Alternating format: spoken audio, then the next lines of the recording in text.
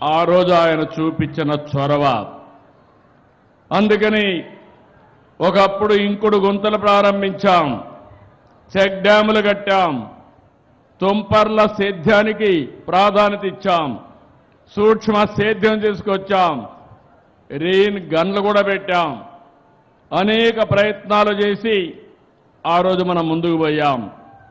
పంట కుంటలు తవ్వించాం, కాలువల పూడిక తీశాం, చెరువుల్లో మట్టి తీసి ఒండ్రు మట్టి పొలాలకు తీసుకుపోయి ఆ చెరువులు కూడా నీళ్లు పెంచడానికి మనం ప్రయత్నం చేశాం.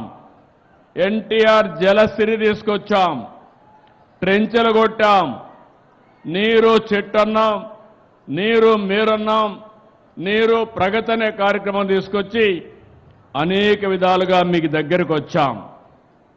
నేను ఒకే విషయం మీరు గుర్తుపెట్టుకోవాల్సింది, 1997లో సాగునీటి సంఘాలు తీసుకొచ్చాం.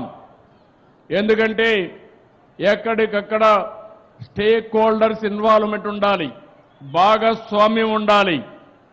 రైతుల్లోనే సాగునీటి సంఘాలను ఏర్పాటు చేసి మీకందరికీ నీరిచ్చే బాధ్యత ఆ రోజు నుంచే ప్రారంభించాం.